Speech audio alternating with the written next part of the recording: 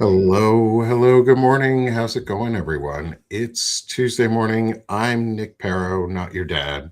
This is Sick of This Shit Publications. I'm joined by my good friend and co host, Walter Rhein, of Level 36 Magic Users. Yeah. And today, it's Notes of the Week, as always. Walter, how are you? Doing good. I've been busy this morning. This is my third one already today, just in a row. So I'm happy though. It makes me feel better talking to you, Nick, and all the other wonderful people and getting to see the people. I gotta get the chat pulled up here so I can Yeah, see the I'm chat. getting the chat pulled up on my side too. I was a So- little slow on that. Good morning, everyone. I woke up late this morning, so everything's a little behind for me. Well, you needed the sleep, I'm sure. So I hope you're well rested and you're feeling good. It did feel good.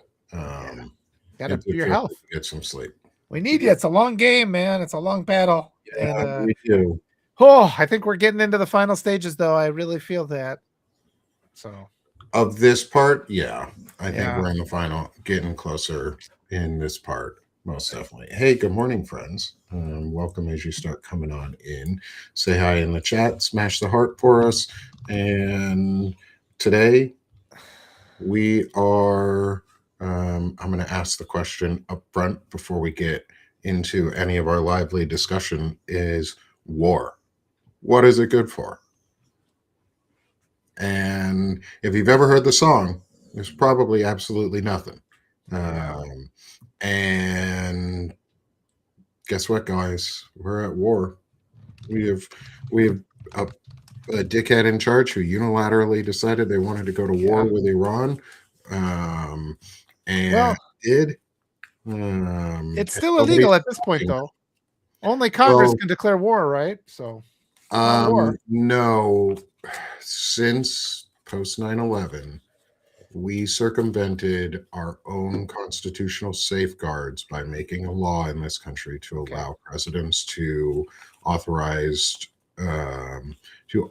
armed conflicts for a certain period of time if they have like notified Congress and like just a few, at least the Gang of Eight, they have to give them a heads up. Which, from the sound of it, is I've heard reporting that the Gang of Eight had been called in at one point recently, and they have up to I think it's like 90 days or something before like they have to provide actual proof to Congress that this was a justified legal event. We did this to circumnavigate in case of a terrorist event and make it easier. We need to change that, undo those things to safeguard our Constitution again. Because the reason we have an authoritarian dickhead is because we allowed one to come into power. Well, thanks for that clarification on that, Nick. That's a really important point, though, too. Yeah, that's one of the reasons you don't hear me talking about like as much about like, oh, this is an illegal war. Constitutionally, yes. Legally, no. This is an anti-constitutional war. I think would be a better way for us to put it, because it goes against the principles of the Constitution, and it undermines constitutional order and constitutional stability for a president to be able to unilaterally declare war. So I think that, at least for me, when I'll post about it going forward too, I will remember to do that distinction versus like this is unlawful or this is unconstitutional. Like there's a constitutional difference between a legal difference. So, and we've made our government super fucking complex for no reason. So that it's hard to understand, is this legal or anti-constitutional? That's sort of been jumbled together so that we don't know the answer all the time. But in my opinion, it would be anti-constitutional to go to war right now. Not illegal, but definitely anti-constitutional. Yeah, no, and the loss of life already, the way the media just fails to cover, people just brush over it, but 152 little girls dead, and it just makes me sick. Also, and I'll be going in. Yeah, let's talk about that before we go. And also, every number that you hear, I'll be careful with what we hear for numbers out of the administration. That's going to be a prelude into my note for later today. But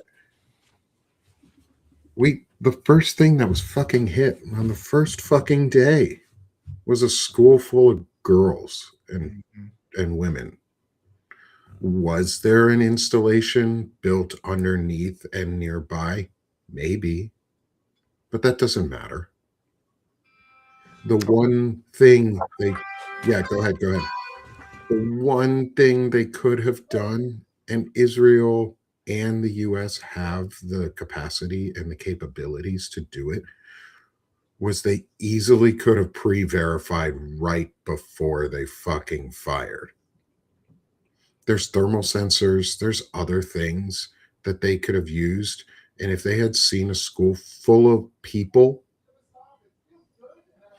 that were unconfirmed if they were civilian or not, they should have fucking stopped that fire. But they didn't. They chose to hit that target. Was it an accidental land on it? Maybe. But then don't fucking drop that bomb on that specific bunker. Like, we need to maintain the rules, because if they're not going to, who fucking does? Like, that's the rules of war don't maintain themselves, just like everything else. They are human enforced laws that we have put into place, and we are choosing to circumnavigate them. We are allowing, as a citizenry so far, because Congress has not pushed back, is we are allowing the president to do these acts. And I was asked, I think yesterday, I'm more pontificating myself, and to y'all in the audience, hey, good morning, everyone. It's good to see y'all. Is this was that where I was asked the question, are we going to actually declare legal, like, are they going to go for this? Are they going to put us into a legally declared armed conflict with Congress? And probably. There's enough apex, maybe though. Well, maybe. There's enough apex on both sides. Hey, Walter, welcome back. One of those days. Sorry about that. I have a car issue, so my furnace is fixed though, so that's what everybody has. That's awesome. Yeah, That's awesome. No, you came back at the perfect time. okay, perfect. You're running out of steam. No, I was getting ready to ask and answer my own question, Okay. which was because I was talking about this yesterday, may have actually been with my wife, was around, do we think that Congress would authorize the armed conflict or war to continue these events in Iran? And I said yes. I think so. I think they would, because there's enough AIPAC support in both sides of both political parties, or whatever you want to call them. But there's enough AIPAC support on the Democratic side that it's going to be hard to say they won't approve it until proven otherwise. How many votes do they need? I don't know the process. Maybe you know that process. Let me double check on the votes that they need, if it's a simple majority or a super majority, and then on the Senate side, if it's a majority or filibuster proof majority. Let me check on that. Yeah. But yeah, I mean, and it kind of shows the problem with this law too, while you're checking. Because I mean, if they can wage war for 90 days, or wage conflict, unconstitutional conflict for 90 days, they can create a situation, that is so bad that Congress no longer has the ability to make a determination. So yeah, clearly this is a law that should have been struck down. This ability of the president to just, create these kind of attacks. And it's kind of interesting how many of the problems that we're facing today can be traced right back to September 11th. And we push through things like the border control, and we push through things like ICE, which basically is allowed to operate outside of all the parameters that were put in place to save lives And now that we have this criminal administration, they're taking advantage of all these laws and all these exceptions that were put in place to deliberately hurt us. And yes, they're using them to deliberately hurt the American people and innocent people around the world. What are you finding out, Nick? No, just give me a second. Okay, still haven't found it.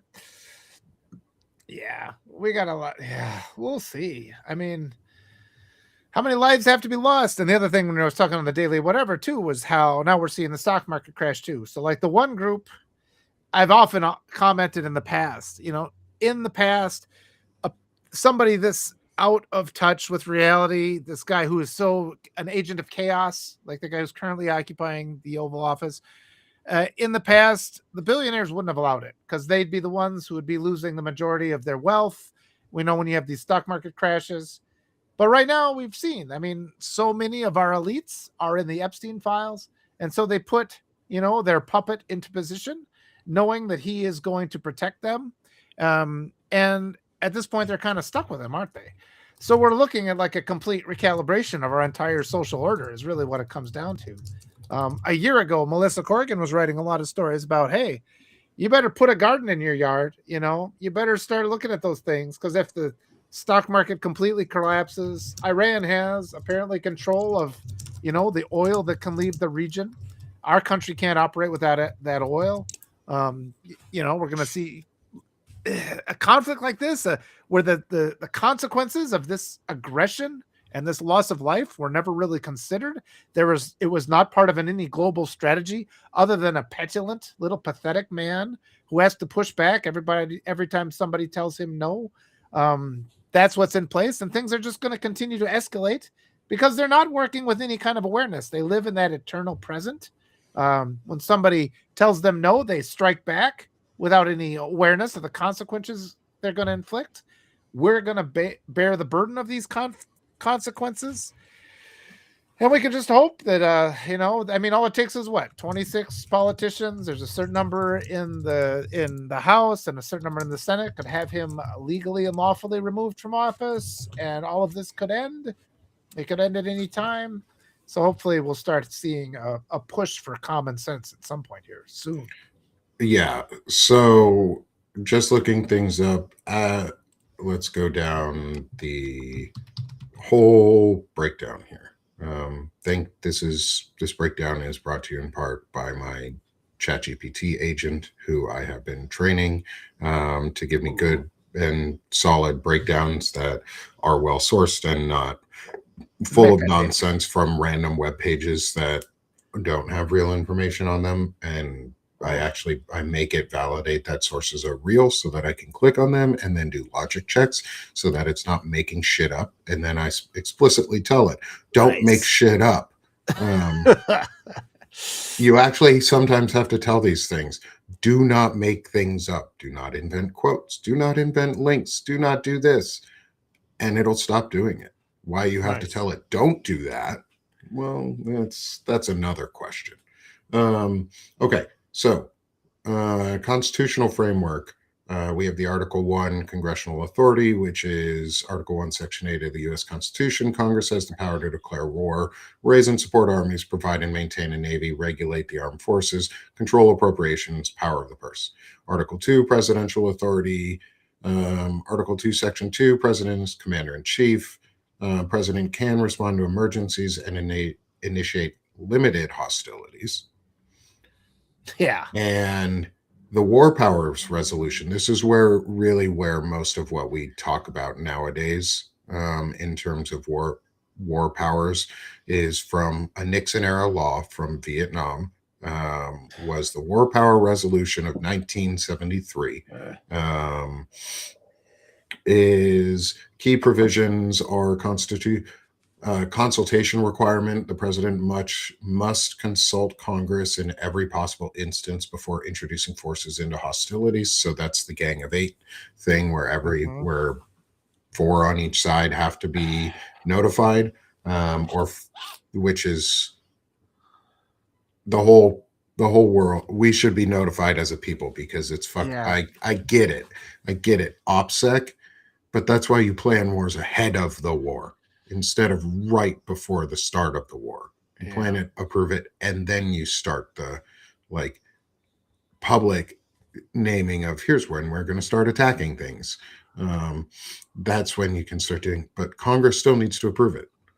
And then reporting requirement, 48-hour window for reporting is when within 48 hours of deploying forces into hostilities imminent for there's a requirement to report to Congress with a full breakdown of what the next steps are within 48 hours. Then Has there's that a happened? 60-day check. Has there been the 48-hour report?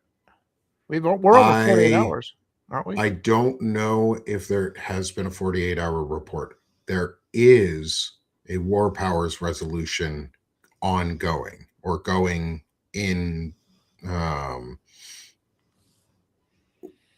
There's an ongoing related Iran related war powers resolution right now.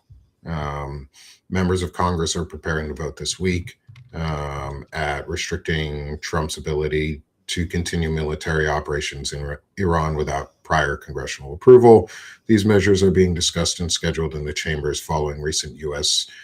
Israeli strikes on Iran. And there are House leaders and some Republicans have publicly committed to forcing a House vote on a resolution to curtail further military action unless Congress authorizes it. The Senate also has a companion resolution backed by Tim Kaine and co-sponsors expected to be brought up for debate or vote in the coming days. Likely demands resolutions built on Congress's authority under the 1973 War Powers Act to check unauthorized military action. So they're going to require, so what they would do is they would require having, before any next military actions can happen, it has to be approved by Congress. However, the vote is expected. While the vote is expected, it's uncertain whether it'll pass, which just means status quo of what is going on will be able to continue. That's really what it means until we run out of money, but Congress won't stop levying money because the only thing that they are doing right now is levying taxes, and then they're allowing the executive to do whatever they want with those taxes. Yeah. So unless Congress actually steps up and does something, and then if he's not stopped, then they impeach him. Maybe. Like there is a then statement. Like Congress first must do this, then that, then if not, if that doesn't happen, then you impeach. Like there are constitutional steps. They're not very hard either. It is if he's unwilling to stop committing war without congressional approval, then he must be impeached. Yeah. Because the president is not supposed to be able to commit war endlessly or even armed conflicts endlessly. I'm still waiting on all the good approvals and like information around what happened in Venezuela and the boat strikes and how come we are still killing civilians and people in the ocean. Like how come we're still bombing boats in Venezuela? Where's all the authorizations? And shooting American citizens in the street too. That's another thing that's been happening. Yeah. And detaining, people that are in the United States legally because it's legal to cross the border if you apply for asylum within a year. So they're all legal, and holding them in detention centers. We don't know what their names are. I mean, right now, there's just so many things. There's so many just not just illegal, but just evil acts going on right now. All the people that are being hurt right now. Something's got to happen. It's just, it can't go on. The concentration camps, Courtney, right? That is the right word. We don't know the names of the detained. No, what's happening? We don't know if they're still alive. We don't know what's being done to them. We don't know where most of them are. Yeah. There's still missing folks from the concentration camp in Florida, Alligator Alcatraz or whatever they fucking wanted to call it. Like we're still missing folks from there. And Um, the reports of girls being separated, yeah, Courtney, pregnant girls being routed to a concentration camp in Texas, and girls being separated, the young girls, so they're in a different group or they can't be. I mean, these are the rumors we've heard. We have to know that this isn't. I mean, we have to be demanding entry into these camps and seeing if it's a humanitarian crisis. What's going on right now? yes. Crimes against humanity are taking place in the United States borders and being committed by the United States outside the borders, and it's just, yeah, people are just not upset enough. They aren't. Yes. Yeah. That's probably the understatement of the century is people are not Yeah, upset enough, um, because they're really not. yeah, Like, people are not upset enough that we have concentration camps in the US. Active concentration camps again, not the first time, yeah, but we now have them again in the US. Think about that. yeah. Concentration fucking camps.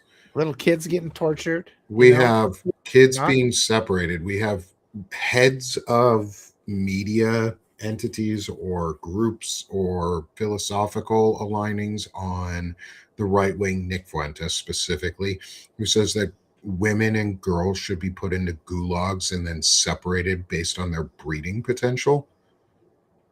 If you don't think that's the type of thing that they're either planning or actively doing, Yeah, have you ever met a deranged 15-year-old boy before? yeah, Because that's who these people fucking are. They're deranged children grown up as adults yep, they're deranged children in adult bodies with adult power and adult money. yeah. And Epic nobody Fury. who's Yeah. going to say no. Yeah.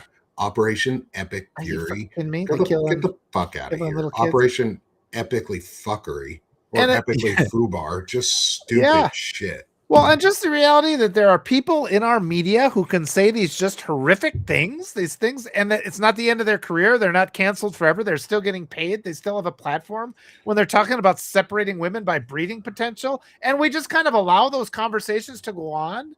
I mean, that is an issue too. And then it's magnified exponentially by the fact that they appear to be doing exactly what they're threatening to do. And even with evidence that that's happening, so much of our country is still passive, and this is, I guess, what I really just can't understand. What I'm trying to do is just awaken people to that reality, and it goes all the way back to the fact that we've had fights with people in our families. I mean, me with my immigrant family, and people think I'm going to sit down to dinner with them if they're voting for violence against my immigrant family, and then on top of that, they have the nerve to get mad at me when I call them out and kick them out of my life. I mean, Mm. that all is what encapsulates this. And I think that's reflected in the fact we have a media where people are paid millions of dollars to be spokespeople for these horrific ideas, these horrific crimes Yeah. against humanity. Yeah. Yeah. Like Brian Jennings, Oh, that like fucking guy. Yeah. CNN. Or is it What? Scott Jennings, isn't it? Or Scott? yeah, Scott Jennings. CNN. Yeah. What? Why do you pay that guy? What do you Yeah. pay him for? You pay him to be a racist piece of Yes. trash troll on the fucking mainstream media. That's all he is. Yeah. Sorry, man, but like that's what your stuff comes out as. Sorry, not sorry, but your stuff Yes. comes out as racist, drivel, and trash Yeah. that hurts people. And you just sit there and laugh about it. Yeah. Like you think it's fun in games. It's fucking not. It's people's lives. Like We you're got to stop. literally hurting people. You guys went on Brian Kilmeade, went on one of Fox's most watched shows and said, well, we may as well kill all the homeless people, basically. And Like, then they did kill homeless people. and then they That's did. a crime. And then people died. And then people right afterwards died in homeless encampments. Yeah. One was shot up. What was it? In the Minnesota area, there was a homeless Yeah. encampment that was shot, or two that were shot up. There was a man who was hung. There were two of them. There were two men who were lynchings? lynched. One white man, one black man. Two of them were lynched, both homeless. Yep. Yep. And I'm going to use the word lynched because of the way that they were found and killed. And that type of death was meant to be seen or meant to be showed as a way to put fear. Lynching is terrorism. Yep. Lynching is domestic terrorism. And then our legal system is so corrupt. They call it a suicide, even though his arms and legs are broken. We've had Oh my cases God, like yeah. that. The first thing they fucking said was, "Oh, it's a suicide." Guys, George Floyd. you haven't even looked into the fucking case. And this Nick, this ties in. I've been saying the United States teaches history like it's the Epstein files. We redact our history. We don't God, let people know the crimes that white supremacists have done in this country. We pretend it's not the case. They murder people. They steal elections. If you look at U.S. history, white supremacists have tried to steal every single election. They're already trying to steal the midterms. The SAVE Act is an attempt at election theft. They do it openly. yes. And somehow they've created this situation where they look at us like we're out of line. If we say, hey, we have to do something about white supremacists stealing our elections, literally the only thing the Republicans talk about is stealing elections by disenfranchising people, intimidating people at the polling places. It's out in the open. And somehow, again, there's that gap. And, it's like you said, Scott Jennings, we got to just accept he does not have a valid position. No. He should not be allowed to speak his ideas in public because they are hate ideas that hurt people. He incites violence against people. It's not our job to sit and listen to a person like that. Our job is to silence a person like that, oppose a person like that. And for some reason, every person like that has a massive platform. And it's guys like me and Nick who are just like, gee, it'd be nice to spend time with our kids and not have to worry about them getting raped and murdered. And we're the ones who are thought of as the extreme, where we don't even get any kind of viewpoint. They constantly silence. We always get algorithmic erosion where people can't even find us. It's dangerous. Yeah. Yeah. Well, it's because we speak what they don't want to. We say just simple truth that doesn't want to be heard by the mainstream algorithm because they want to suppress it. Because what we think of as free and fair elections in the United States, going to what you were talking about like the stealing elections. Stealing elections doesn't mean just vote theft. Doesn't just mean going into a ballot and stuffing it, or a ballot box and stuffing it with extra ballots, or stealing ballots and hiding them. That's not what election theft is in the modern era, in the US at least. Mm-hmm. It can't be. We're too spread out. We are we are similar enough, but not the same across 50 states. Mm-hmm. That's the reason. That is one of the reasons that our founders put it this way, that it was framed that elections were run by the states, because as we got to become a more powerful empire, it would be harder to fracture it through vote manipulation directly if you have to go into each of the states independently to do it, because they are responsible for their own elections. Mm-hmm. That said, welcome to the modern age, where you have things like gerrymandering and tech bros who have their whatever they want to call cryptocurrencies and exchanges and different things that are ultra secure that they build backdoors into so that they can manipulate tabulators and vote rolls and tallies, and they can change things. And we can talk about the fact that gerrymandering and the SAVE Act are voter suppression and make free and unfair elections. And the SAVE Act makes it an unfree election because you actually have to pay for it, which, if you want to look at it from the capitalistic free, means it's not. And it's illegal in the United States. Constitutionally, it is unconstitutional to put a poll tax.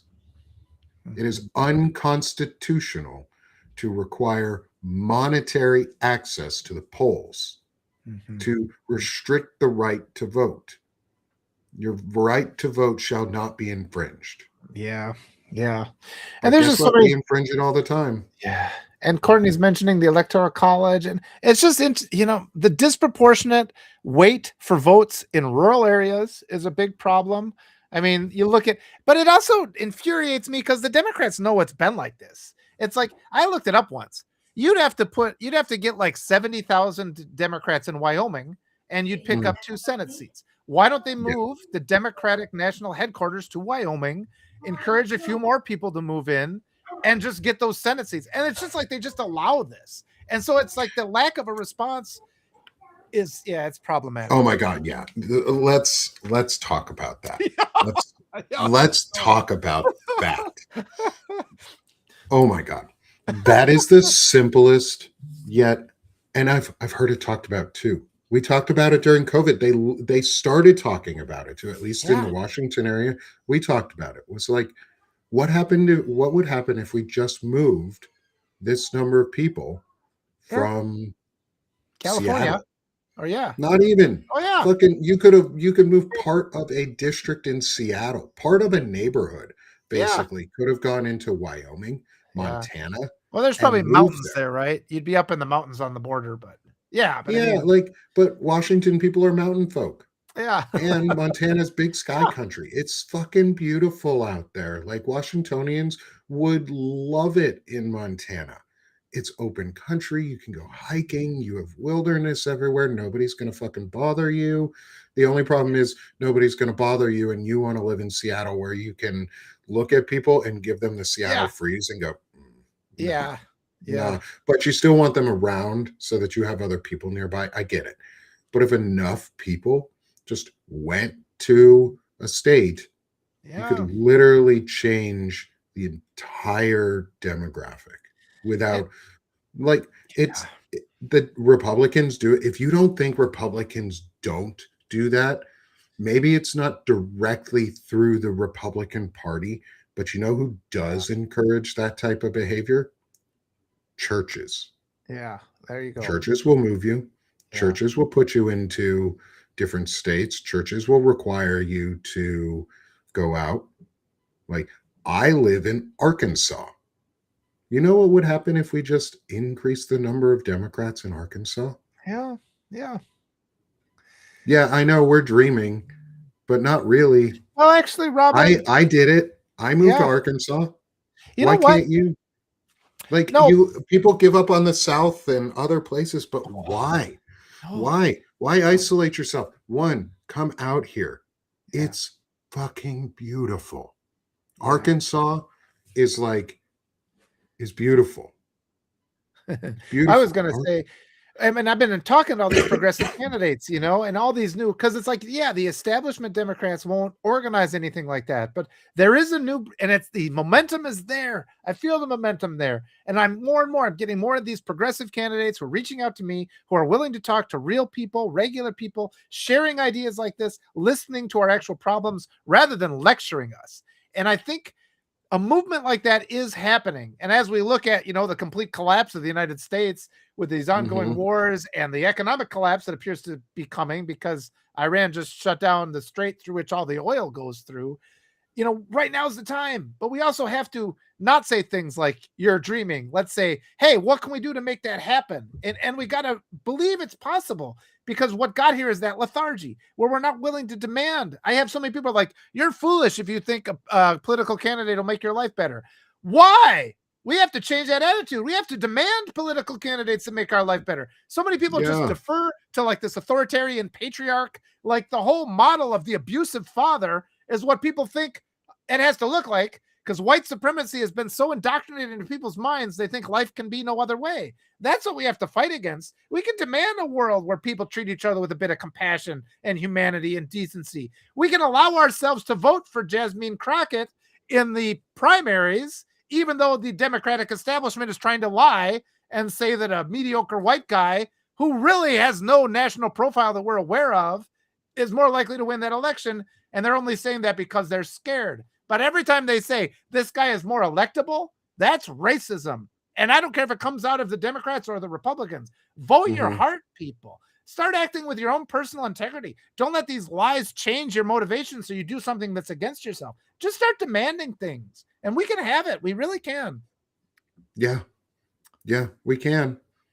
It's not we should have it. We can have it. We can do it. All it takes is us. I moved to Arkansas. Did you know that Northwest Arkansas is the U.S. capital for mountain biking. Oh, We have the neat. most trails in the country by miles, and we have them every fucking where. Capital for mountain biking, Northwest Arkansas. I wouldn't have known that had I not come here. It's beautiful. It's amazingly beautiful here. And the thing is, you say, oh, I hate the laws in these states. I hate how oppressive. Okay, well, come move here, become part of the community, and then change them. Yes. Help us change them. Yeah. Because that's all it takes. It doesn't take very many of us either. I'm not saying we need to move in droves to other areas of the country. Communities. We only really need a couple of us. We don't, it's like a couple, I mean, thousands, but, and yes, that's going to take a concerted effort, and it takes money, and it takes organization to do. And no, will the current Democratic Party do it? No.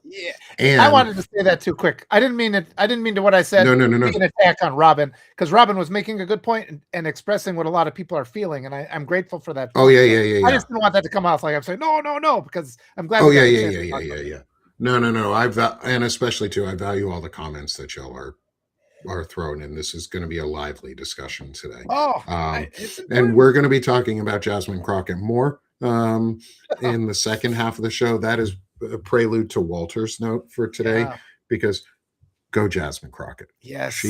I think she's a better candidate. She has the experience. She's a better candidate. She's fought for us. She would also be a better representative for the people, or better senator to represent all of the people of Texas for her half of the Texas Senate, because I think she has what it takes. She's proven that she has what it takes. We don't have to guess, is she going to do it? Yeah, Tallarico has stood up in the Texas legislature and has done good on the state level. Okay. If you want to go nationally, bro, guess who's running for Senate and just opened up a House seat in Texas? You should run for Jasmine Crockett's House seat. Yep. Have some respect for people. Yeah. Have some fucking respect, asshat. Yeah. Like, I'm sorry, James. I like you. I liked you. And then you Carville pisses me off. And then you platformed James Carville and allowed him to continue to be relevant. And fuck that dude. Like, Yep. God, that man needs to go away. Dude, stop. Just suck less. I want to add to what you were saying before, though, too, Nick, about, because I think I feel some energy right now that I think is good energy. We need good energy, right? And when you said come here, because there are people in every one of these states that want you to come. There is a movement there. It's not like you're going and you're one, progressive voice in a sea of red. There's ones that are there, and they need the help. They need the support. And what we've seen too much, because the Democratic establishment, I've been calling them blue MAGA, the ones that are supporting the primary challengers, even though the people in the district are saying who they want, they've kept us so we can't respond. They're the ones that lecture us when we try to talk. Now's not the right time. I appreciate what you're saying, but not the way you're saying it. You're being too divisive. All these lines that they say to knock us down, shake that off first. We can make this movement. We're the ones speaking now, and it starts like the daisy chain your weirdo friend talks about. By zip code, you talk to your community. You can change your community really fast. And we have been divided where, not just on the national level, but even people that have progressive ideas are afraid to talk about those. Find one, then find two, then find three. Make your little community more attractive, especially if you're a blue voice in a red county like I am. Those are the most important people we have right now. We can't leave these red counties behind. And the Democratic establishment, which is more concerned about making donations than winning elections and demanding recounts when there's evidence of voter fraud and vote interference, like bomb threats. And they refuse to say that somebody interfered with our election, even though all the Republicans ever talk about is either launching legislation to interfere with our elections or bragging about how they already did. So we just have to shake off that do nothing mentality that has been imposed on us by the establishment. Start supporting the candidates that follow your heart. Find people like Nick and me who are blue voices in red areas and we can take back our whole country this way. But it's a new model. Yeah, and don't get me wrong. I don't dislike James Tallarico. I just think he is, and did, and I think, I think I think Lefty Profs was corrected us rightly here too. Is that James was the first into this race officially, and Jasmine was weighing her options and whether she should run. Yeah. Here's the thing: he knew she was planning to do it anyway. And yes, this is the primaries when people should be running and making runs for it. And I'm making a case against Tallarico. And at the same time, I'm also making the case for Crockett. That because Crockett can't run again, she had to, or for her current seat, she had to run. She had to do something. It was going to be either a new House seat or Senate, and we knew she was planning to move. She wanted to move up into the Senate because she can make. No, yeah, Lefty. I figured you did. Is I even as much as I want to have rigorous primaries right now. I want to have all of the things immediately. Some of these rigorous primaries didn't need to happen this term. Some of them could have waited. Tallarico also could have, after Jasmine got in, gone, ooh, I don't actually need to run. I'm going to let her be I'm going to bow out, be the bigger man for myself, not for her, but for myself, because now is not the time to hurt ourselves in this way. Yes. Where he could have been the loudest advocate for her once it happened. Yeah.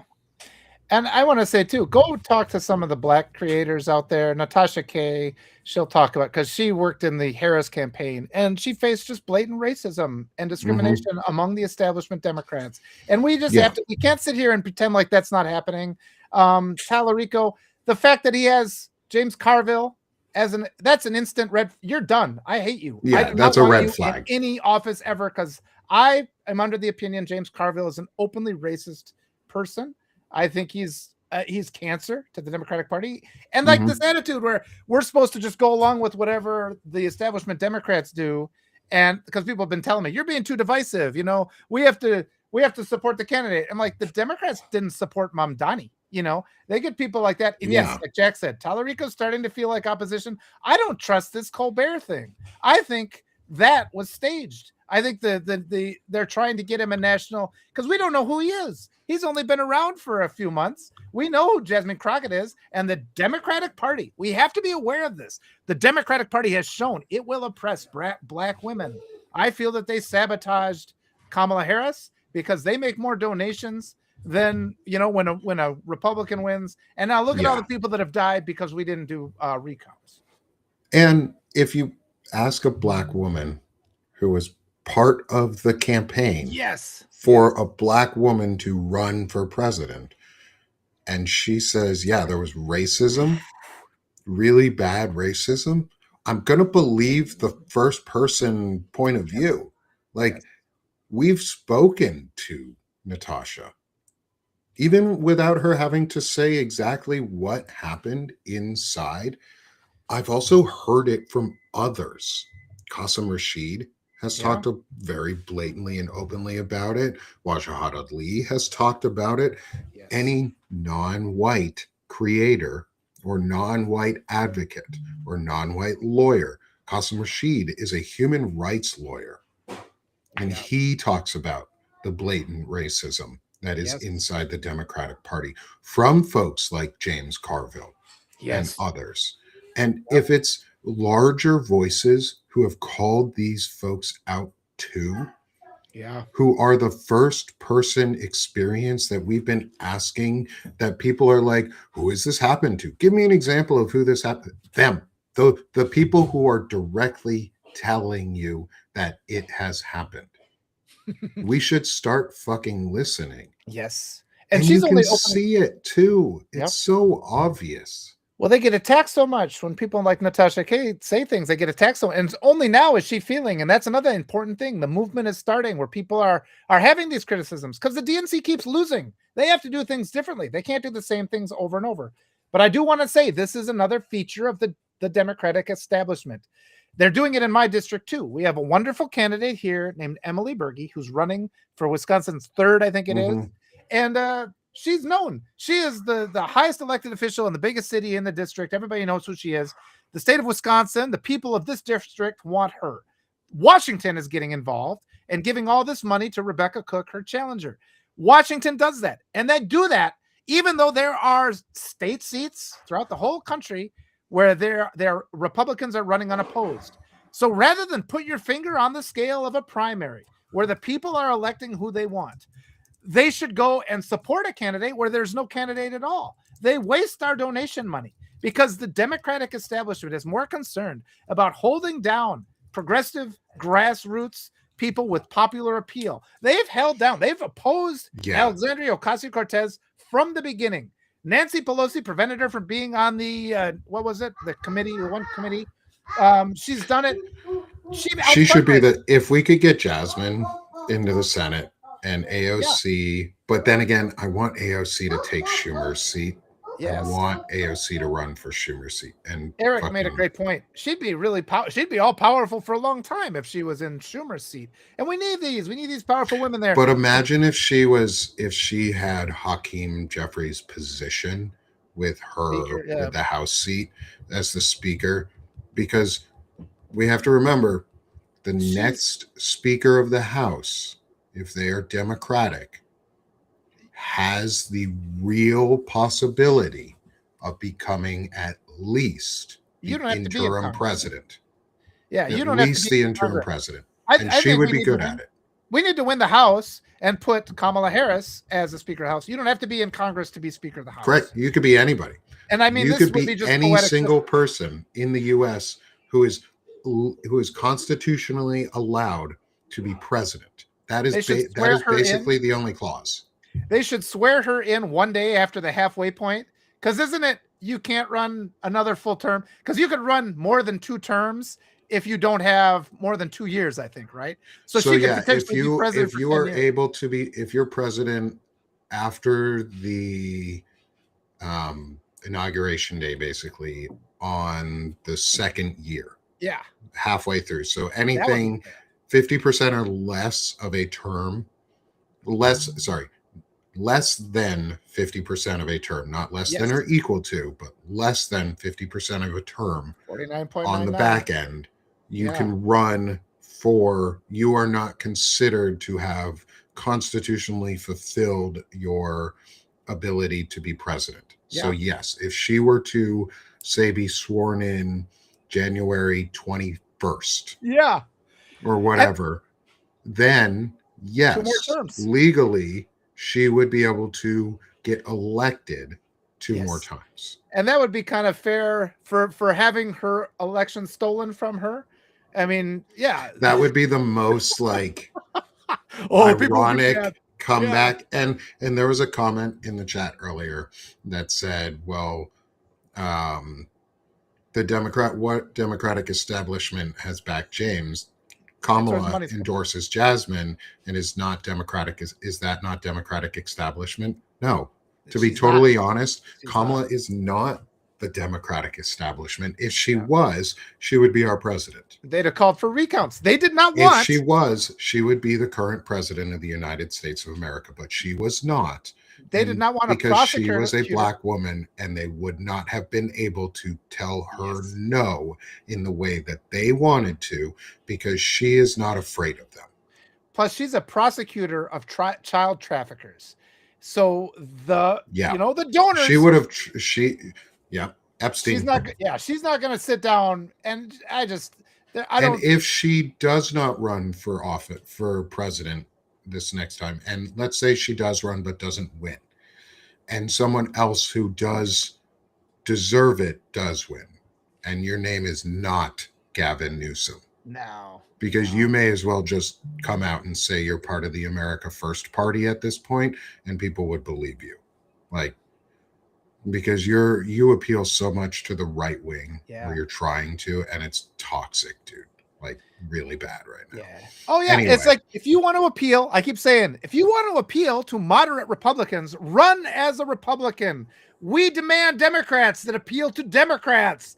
That's what it's like. Tallarico, if he was running on the Republican ticket, great. That's kind of what he stands for, as far as I'm looking at. We need to go hard to the left, and we need to get to that point where we're getting universal health care, you know, the ability to survive, universal education, all the things, instead of wasting our money, billions of dollars on warfare, bullying the world, blowing up schools with little kids in them, all these horrible things, our secret police, concentration camps. Let's spend it on education and healthcare. And I'm considered the radical. I'm considered the radical. Yeah, I just want nice things. I just want nice things. I just want nice things that everybody else in the world has. Yeah, billionaires aren't out there working. Yeah.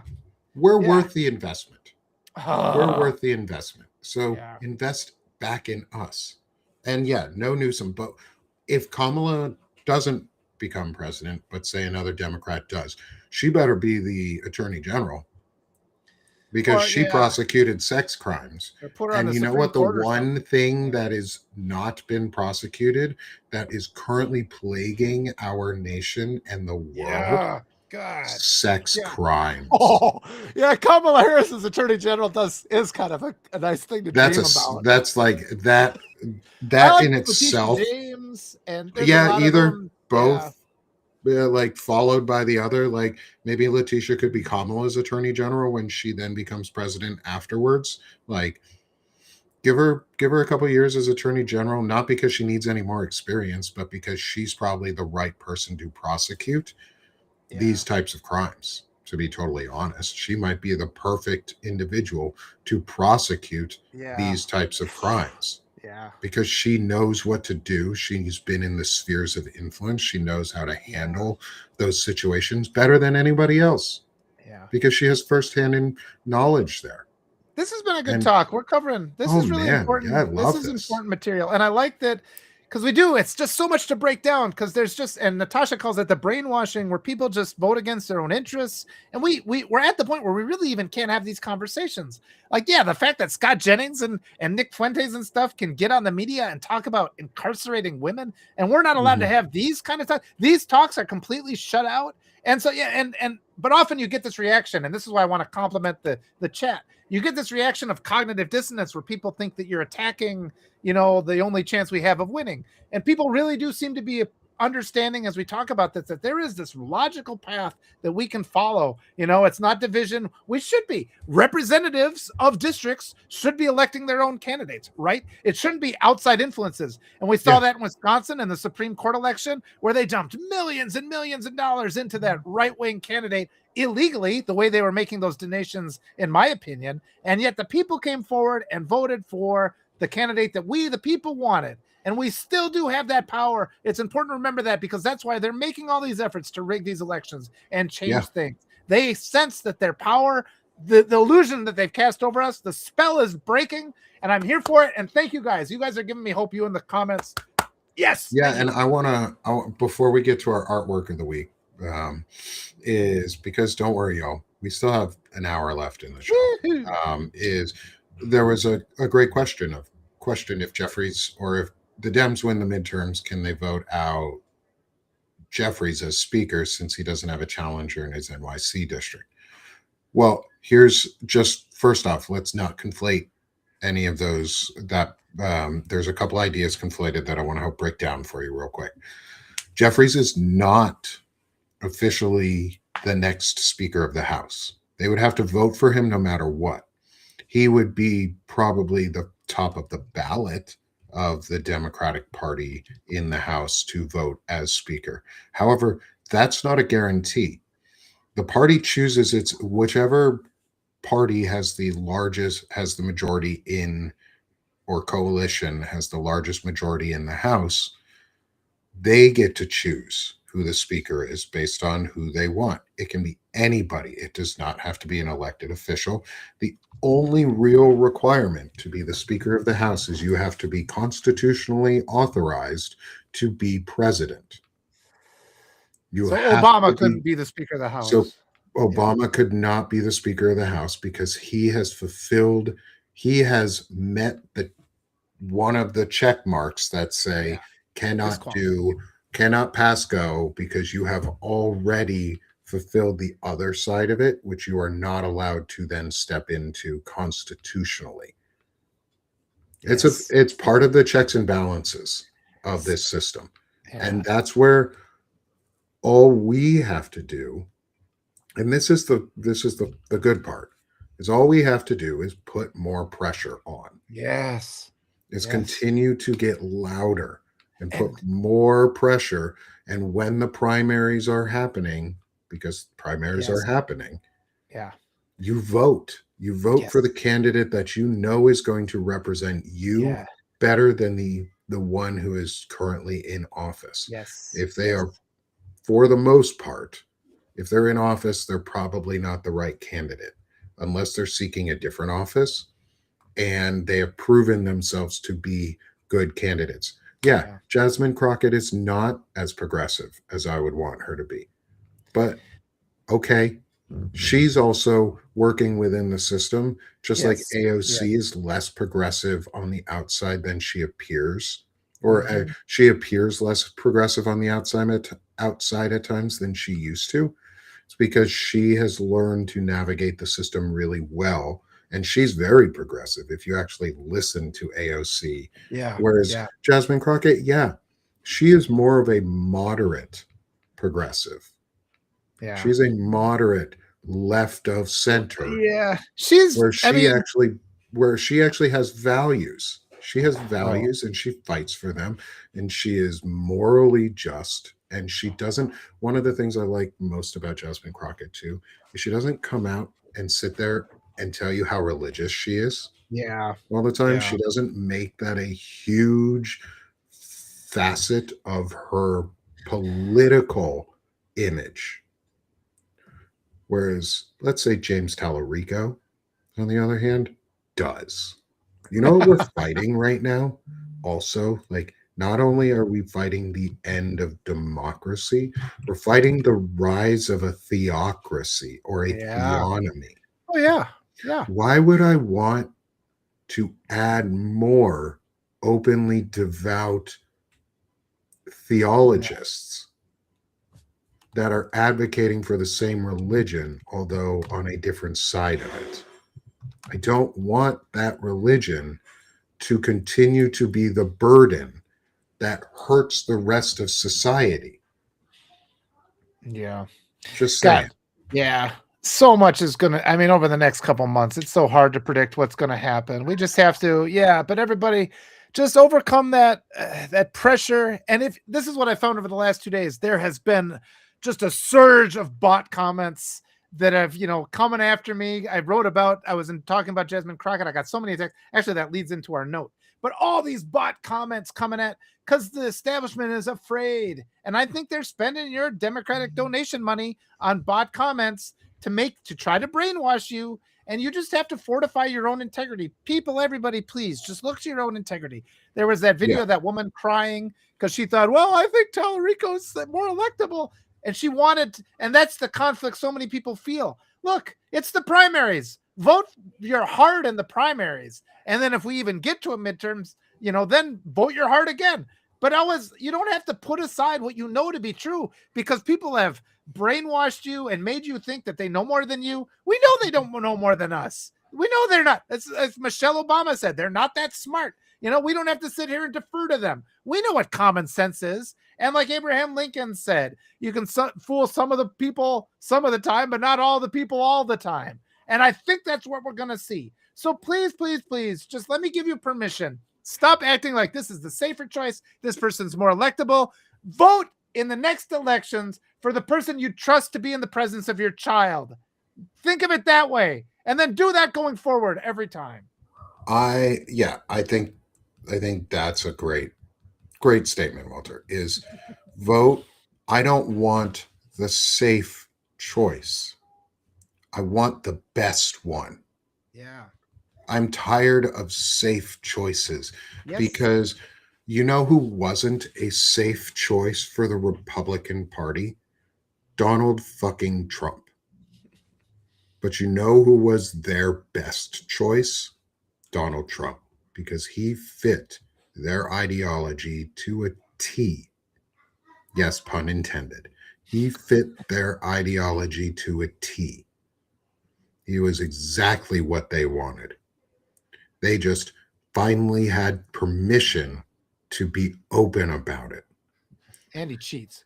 He's a Joe cheater. Walsh, who talks about this a lot, is the Democrats need a Tea Party moment, a Tea Party style moment, Yeah. because we do. We need a progressive moment in this country. You know what won the second Bill of Rights into and the New Deal into law? A progressive wave, a Mm-hmm. progressive wave that Yeah. overtook Yeah. the House and Senate. That was Most prosperous. progressives doing.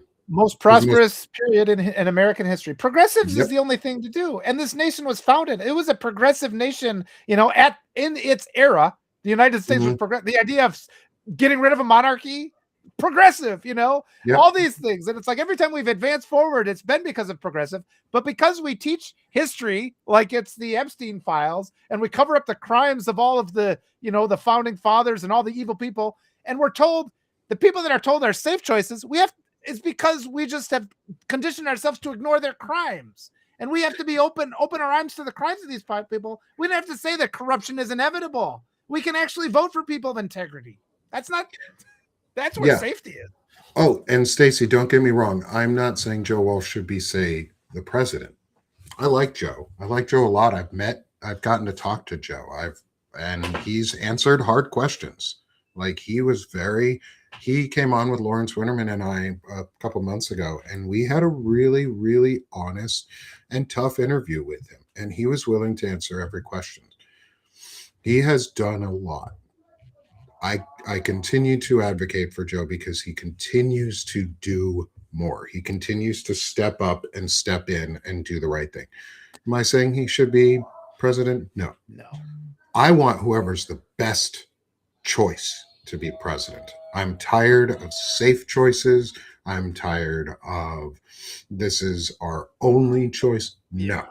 I Status quo the choices. best Yeah. choice and be that AOC, Jasmine Crockett, Kamala Harris, Joe Yeah. Walsh, someone who comes in and makes a Tea Party moment for the Democratic Party and pushes us so progressive that we can actually fulfill the New Deal and Yeah. put into law the second Bill of Rights, where No. everyone Yeah. has rights and everyone has equality and Yes. equity.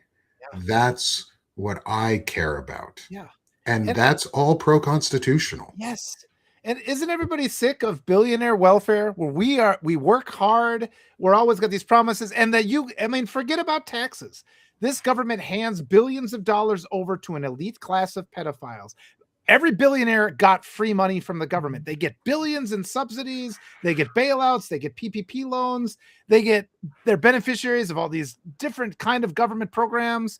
Why are we allowing that? And why do we just sit down and take it? Why can't I work and just use the profits of my labor to help my family? Why do I have to turn over 95% of what I create to some cruel billionaire who takes our taxpayer dollars and then uses it to buy his own private island where he traffics in children to rape?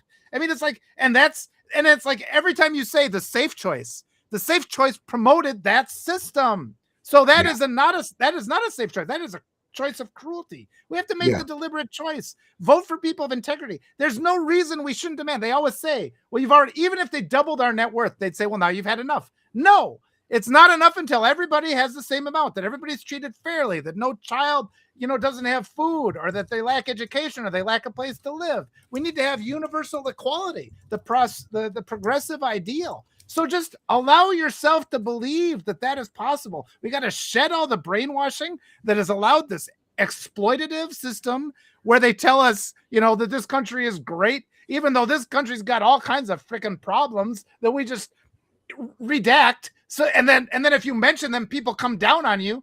And so that's like we're not even allowed to have these talks. But this is the moment of recalibration. We're having these talks now. People are opening their eyes to the reality of what is and what can be. And all we have to do is stay the course, shed the bots.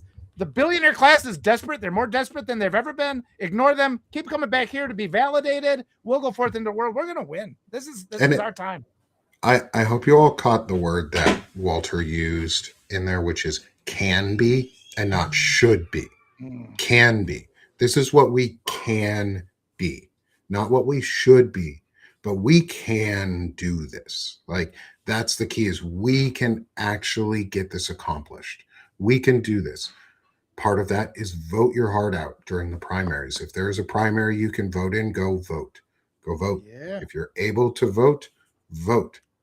And like I love laughing. Or Eric's comment. Yeah, he's got us. I love it. Thanks. Thank you guys. Everybody, this has been such a fun discussion. Such an important talk. This is good. Yeah. This feels to me like we've broken through like this membrane that I've had a hard time with before. I've come up against and it has stopped progress. And today people are receptive to this message. That gives me a lot of power and hope. And and I wanna make sure to like call this or comment on a comment in our chat because I think it's really important because I'm a word person. I like words. I think words are important. Words mean things. And if you use the right ones at the right times, they mean stuff that's really, really important. We had a really good comment on here and I want to just change one word, almost one word in your comment. And I hope you're not offended. I'm still down for giving brown people and women the floor. I'm not down for giving them anything. They've earned it. So I'm still down for rewarding brown people and women the floor with the work that I don't know if it's reward, but there's got to be a better word than giving. Yeah, because they've earned it. Yeah, we're not giving them anything. That is theirs. That is their rightful achievement. Is kind of, and yes, but I mean, it's such a great point that you're making because we've all been so indoctrinated. We have these unconscious biases. That's what they're called. And we just, in our own thinking, we kind of perpetuate the system of injustice. And those words come out totally without, I do it all the time. So I appreciate it when Nick calls that out. And it is important because we've allowed this system of brainwashing. It was installed in our minds against our will and without our consent. And that is what causes us to go and cry. And even though our hearts want us to vote for one candidate, we vote for another because the system tells us that's the only thing that can happen. And that's what we entitled to. That's a good word too, I think. But you're right. They've earned it. And when people have earned things, they should, like Kamala Harris earned the 2024 election, I believe. Brainwashing is the thing. They brainwash us to work against ourselves. We have to shed that. And that's this process. So thank you all for being here for that. Awesome today. Yeah, and I think maybe the distinction that we need to figure out for ourselves is not so much earned it in this context, but it's the larger phrase of itself of like you when you get something you like, or when you have been voted in, you're not earning it. Like you are being chosen. Because you are the most, maybe that's the right word. Yeah, I choose women and people of color and others for this moment because they have earned it. Yeah. They have earned this moment. And we know the current occupant has never earned one penny. He has not one achievement to his name. Mm-hmm. And white supremacy elevates these useless, mediocre, cruel people to positions of power. One of the reasons we started this show too was Walter and I started this show was we needed a place where we could ground ourselves in a really good discussion about how do we speak without the language or without the restrictions of the right. We don't frame our discussions in right-wing politics. We don't frame our discussions in what they want us to talk about. We talk about what we want to talk about, how we want to talk about it, and what we're for.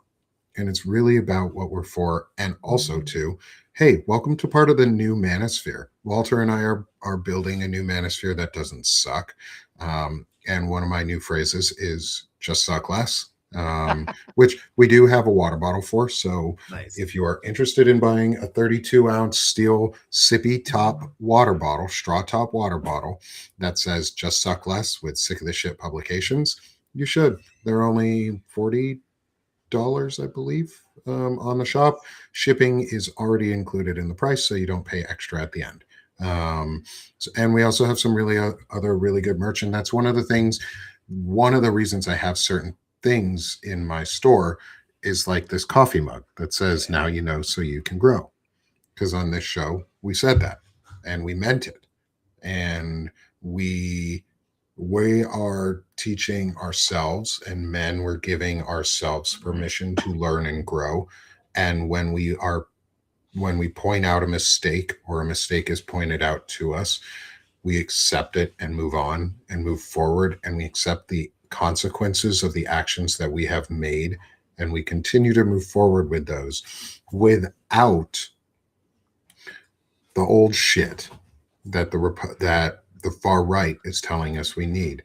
I don't care what Nick Fuentes thinks of what I have to say. Yeah. But he will get mad, or he would get mad if he heard what we talked about, because it impacts him, because we're speaking about people like him, and he knows it. And that's why when people go, oh my, like when all men are bad, the men who get mad about that are the ones who are supposed to be insulted, because it's about them. And that's what we are reminding ourselves we can do on this side. We're redefining masculinity. We are defining intelligent masculinity and what it means to be a non-authoritarian masked male who wants to hurt people. And this space is what we can do it in. We don't bow to the politics of the right-wing manosphere or patriarchy or these systems of oppression that hold people down. Yeah, and they cheat. I think they're stupid. Yeah, they're cheating. They cheat. They censor us. They silence us. They act like, oh, we're all about free speech, but they always block out the chance for any kind of rebuttal. I mean, it's by design that we are, pushed off to the side.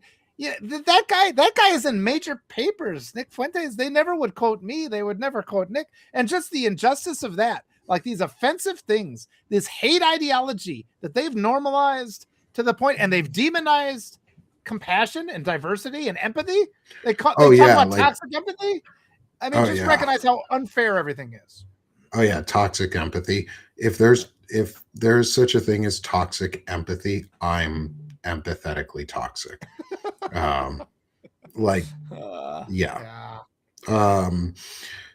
Let's take a moment to be toxically empathetic then. Yeah. And celebrate how some awesome artwork and awesome things that our kids have done. Yeah. And also we have a guest submission today for our artwork of the week. So I want to make sure I get, while I'm pulling give me just 1 second before we get into the artwork, everybody. Sorry, I should have gotten this ahead of time. That's okay. But that's okay. I just want to breathe for 2 seconds. I'm feeling good now. I was kind of down, but it's like, this is good. And people getting excited. If Jasmine wins today and becomes the candidate, that'll give me a lot of hope. Let's just keep going, folks. But even if she doesn't, we are not going to stop. That's the other thing too. This never stops. But I feel like it's going to happen. I feel like we are on the precipice of a recalibration. Consider it. I mean, I'm 51 now. And it's just like, all my life, all the times you're passed over, there was always lies. All the times they said I wasn't good enough and I didn't do enough and all these things again and again and again and again. It's like when I was 20, I believed it. When I was 30, I believed it. I'm 50 now. It's like, that's all lies. And they're platforming these awful people with no talent and no ability, these cruel people. They get to just have every door opened, and they get pushed all the way to the White House where they can be cruel, and kind people, the doors are shut. And it's just we're awakening to the reality of how unfair everything is. And it's really empowering when we just allow ourselves to recognize how much injustice. It feels like, there's a big mountain we have to climb, but at least we know where the enemy is now. At least we know what the problem is. And that gives us power. And we can move forward deliberately and fix things. We absolutely can. Yeah, I'm 56. I feel your pain. Yeah, I mean, but it's good. It's like I haven't accomplished as much as they said, but at least I'm not in the fucking Epstein files, right? It's like at least I didn't do that. Yeah, at least I got that going for me. Yeah. You won't ever find my name in there. About that I can sleep at night, and I haven't spent my life just hurting people that are weak. I've tried to lift other people up with as little as I've had. I've tried always to help other people rise, and I'm proud of that. That's a good achievement, because at the end of the day, you can't take it with you, but the people that you helped will remember. That resonates throughout time. So think on that. Yeah. Awesome. And let's start with some artwork then, like the things you can give back and be creative. And don't lust after your own children, because that's fucking gross. Yeah. Like, get out of here. Get out of here, people. Like, let's fucking stop that shit. Yeah. Please. So this was a fan submission. Yeah. Jason Gale is his name. And I'll drop his username if you want to if y'all want to follow him. He puts up a ton of artwork, and this was go ahead, Walter. Well, I said he took the time to fill in, because I have this whiteboard by my desk, and I'll just kind of, because when I take my breaks off my phone at the end of the day, I have to write down my ideas, so I fill up my whiteboard. He took the time to write the actual things that are on my whiteboard. I think that's kind of hilarious. But this was so nice. It made me feel so good. Jason's done a lot of these. He did Natasha K too. And it just feels so great. You feel so seen and you feel so appreciated. I just like that he did that. Me sitting there thinking to myself, and this is from my morning live with Rise Together. I just kind of get up and talk to people, and I just love this. So thank you so much, Jason. It really gave me a lot of energy, which I could then turn into positive things going forward. So thank you. Yeah, I've never, other than the random caricatures that I've paid for in my life, and like the only time I've ever gotten a cool caricature like that was like out of the blue super special was Walter's, was from Walter's daughter, and like getting these types of things, you just feel so good. Like you just, like you said, you feel seen, and like seen in such like a different way. I got a reflective. He picked one where I was like, God damn it. Yeah, that's a good Walter. Like, fuck. I could just see the word bubble popping up. Just pausing for a second. I'm about to unleash something. I'm composing. He's got me composing thoughts right there, which doesn't happen. It's hard. That takes like a fraction of a second. All right, let's go. That was a good one. That's a perfect shot of you, Walter. I love it. So thank you, Jason. Thank you for this lovely addition. I'll make sure he sees this. You'll get tagged in the post show too. Around the artwork, so that you see that we did display what you submitted towards us, because we find them awesome. Much. This is and the eyebrows are perfectly expressive. Like you've got the one, like you're good at raising one eyebrow over. I didn't realize I even do that, so that's funny. Yeah, I love it. But it's a creation of energy. You reinforce, you fortify people when you do this. Thank you so much. And that's exactly, we can create a whole that's greater than the sum of its parts through kindness. That's why we're going to win. The evil side, they have all the money because they've collected it through exploitation and oppression and theft. We have decency on our side, and we actually are the creators. So we are always going to be more powerful no matter how things see. And just these little acts of kindness like this, they resonate. They send ripples through the universe. And this is how our victory is going to happen, is through things like this. So thanks. Thank you. Yeah. This was amazing. Thank you. Let's move on to our next piece. Walter, this one's from you. Oh, this one? Yeah. Oh, this is an old one. This is when my daughter was probably 5. I just loved it. She just was like the ballerinas, and she would just sit there doing these drawings. So this was like, this is an ancient one when she was really small. And she has notebooks and notebooks of these that I keep around. It just makes me happy. What else can I say? I don't let my daughter throw any of her artwork away. Like, I've caught her trying to, and like I'll like grab it and like Put it in This put is it in the this is yeah. beautiful, Walter. Thank For you. especially for like when she was 5, like Oh, she was so is good. really Yeah. talented for that little. Yeah. Yeah. No, she's got the whole house is filled with these notebooks. I paged through her notebooks and she's done whole like comic books with stories and just like it's just unbelievable. I'm so glad, and she's already surpassed me. I'm so happy about that. I'm looking Oh my forward to god, just yeah. shuffling around with the bathrobe, and just having my daughter be in charge of everything. And just like, okay. So I that's my cannot biggest source wait. of hope. I can't wait to just have like art books full Oh, on the shelf, just like here are books and books and books of the artwork that you created as a kid. Like yeah. you filled joy, um, creating all these, and here's all these digital art pieces that you've created. Maybe by then we'll have like like real good Yeah. holograms that like Ooh, show exactly like make a perfect re-representation. yeah. Like maybe that would be cool, or like They could make wall these art girls and things. dance. We could see the whole Yeah. performance. Oh, that Yeah. would be neat. I bet she could go back now and animate that Yeah, into probably. dancing. I bet she could do that. It, That would be neat. I think Like her those lines. going back and redoing the old art from when you were younger or when you have didn't have the style training. Like I've seen artists do that. You should ask her to. I should. You should invite her to be like, hey, Oh, you should do this. Would be so neat if you tried this. I like how much motion she can convey too with just her economy of lines. It's so good. Both of my daughters are so good at this. My youngest did a picture of the dog. It was just like 3 circles, and I'm like, how did you capture the dog in like 3 circles like that? Some people just have an eye for it. Yeah. Yeah, some people do. Some people really do, and your daughter does. Yeah. I I taught him. love that. I have a Your couple articles. daughters. Yeah, I used to sit with them. We just sketch. Then I have this article about how I showed them how to shade, where I would print out the circles and we'd shade it in. And the first time I did it, my eldest got so frustrated. Then like later that night, she came up to me and was like, "Here," like, and I'm just like, "What?" She like had done it better, like to her standard. I'm like, it's like you were mad because you didn't have it perfect the first time. I'm like, I hate this. But it's sort of like give yourself 2 hours to practice, and like she Yep. had to prove to me, and I'm like, see, you're great at this. So that stuff Freaking is so good. awesome. Core memory. Yes. These are good core memories, Yeah, especially for us too. yeah, for me. And for me, mine's a Oh, double. beautiful! I love it. These I are love the it. other two pieces of art that my daughter did around the animals, the stuffed animals that she has. So we have her orca and a I love it. bat, which is actually a beanie baby bat that I gifted her from when I was a kid. That is now her beanie baby bat that she cherishes and loves.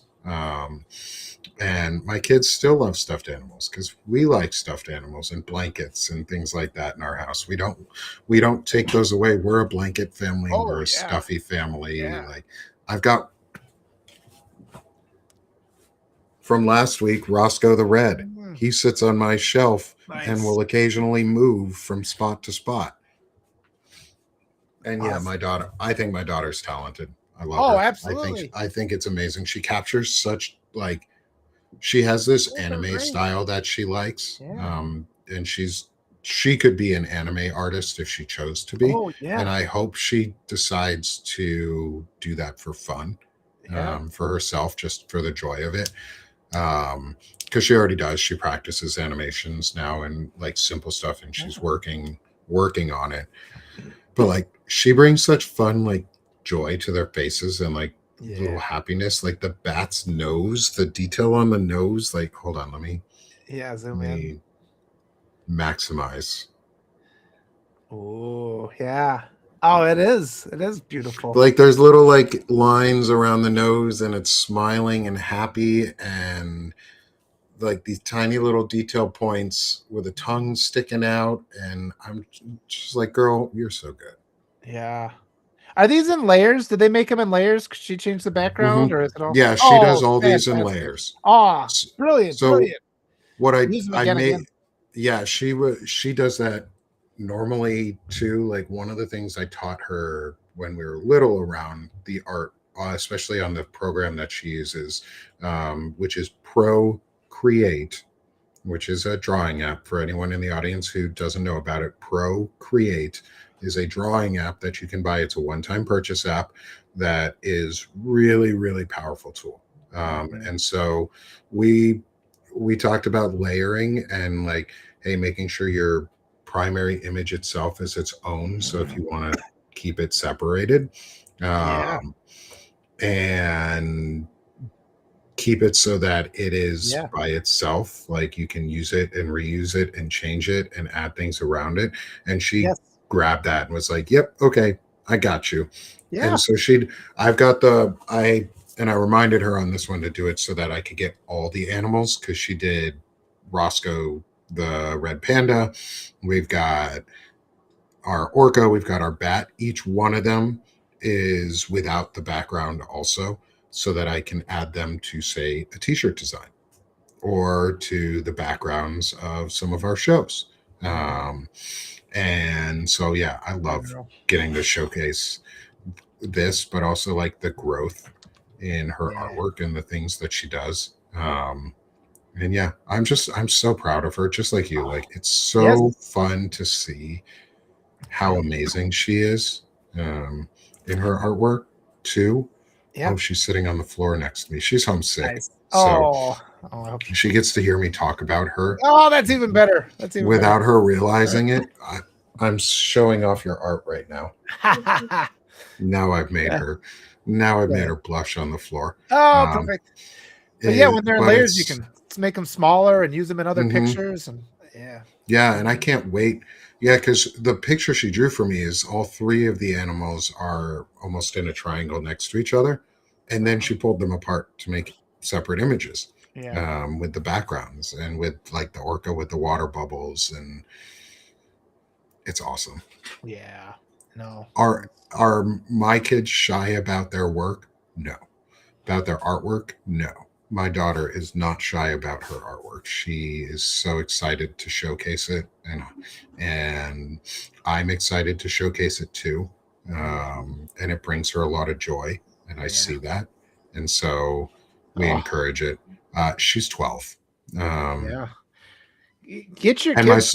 my son doesn't draw in the same way my daughter does, but he is just as creative in different ways. Like, I don't showcase his artwork as much because his tends to be Lego artwork, like physical Lego stuff that gets broken in the moment while we're using it and playing. And so I highlight one of my kids here only because hers is easier in this case to show off. But yeah, my kids are still young. Like I have a lot on the line over the years. Like there's a lot I want to make sure that goes right so that we can continue to move forward and have a safe country for our children. Yes. Safe world. Yeah. Safe world. And so let's get into our notes for the week. We haven't even gotten there, and we're an hour and a half into our show. We've talked a lot about them, which is fine, which is good. Let me get everything all set up on that. And as I share the screen here, Walter, I'll start with your notes, your note today, because this has been a good one that we've been discussing too. And fits right in. Yeah. All right. I'll just read it. It says, let's be real for a second. Jasmine Crockett is far more qualified than Tallarico. It's not even close. She's been elected to Congress. She's served. She knows the drill. It's only in the misogynistic USA that this would be completely left out of the conversation. The man is not qualified for this position. Tallarico shouldn't even be running. And it's just like, notice, and we've talked about this today, notice how stuff just gets pushed off. Like, oh, that's inconsequential. That's not even going to be part of the debate. And that's really critical. Like, the fact is, Jasmine has held the federal office and Tallarico has not. And we don't know who he is, really. We've seen her act. And it's just, we haven't even talked about that. I mean, we could have that debate. But what irritates me is that debate is prohibited. And the same thing happened. We saw it in the last election cycle. We didn't talk about the sexual misconduct allegations nearly enough. It's sort of like by gentleman's agreement, some important information is just not brought to the media's attention, and the general public feels it's not allowed to talk about it.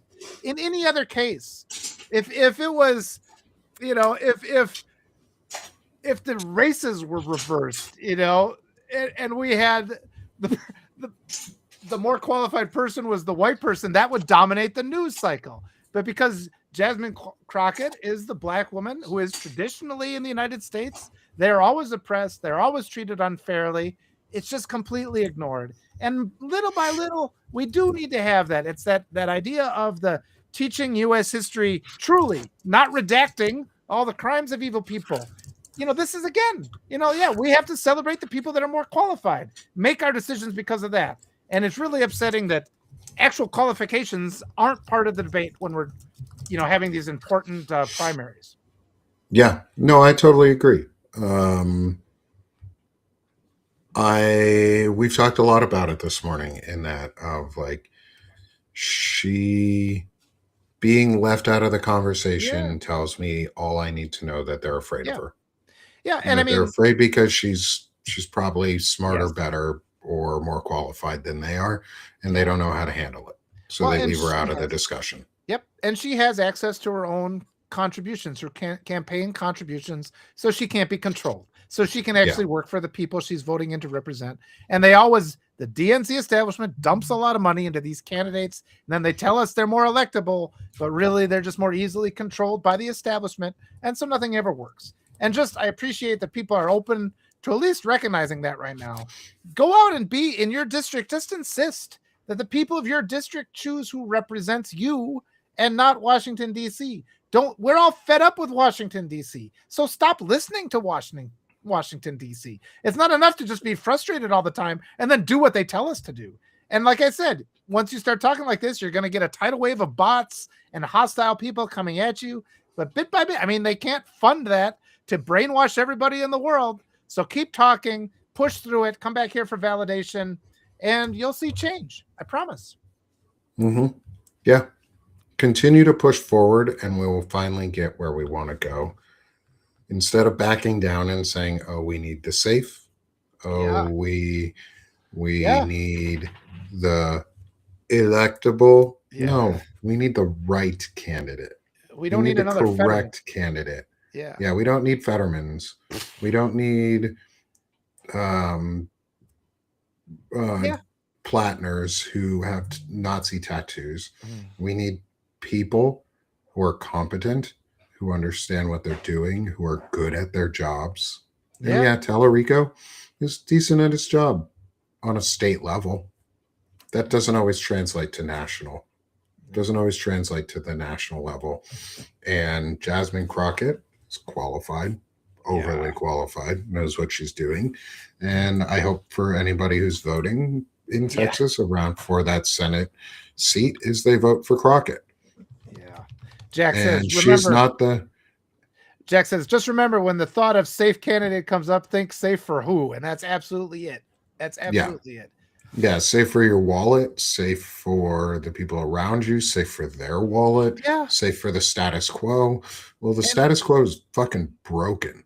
Well, the status quo is also racist, and we need candidates who are openly and unapologetically anti-racism, oppression and bias, of any kind, of that, all that cruelty. And Tallarico, with you align yourself with Carville. We got to pressure the whole Democratic Party to get rid of Carville. Carville is toxic. And the thing is, too, they're like, we have to have a big tent. We have to have people that disagree with us. It's like, okay, I disagree with you. Make room for me. And then they come running, because that's not the kind of disagreement they meant, right? They want me to be quiet and just go align, comply or die. It's kind of like the de facto motto of the establishment Democrats. And we just got to start calling them out on it, because once we point out these things, my opponent has accusations, in other races, my opponent has accusations of sexual misconduct. Then you win. And if you obey some sort of bizarre decorum by which you think you aren't allowed to speak these truths that are the most important facts, when it comes to determining who our leaders are, we have to put that aside and allow ourselves to openly and unapologetically speak the truth, be a force of integrity. Yes. Yeah.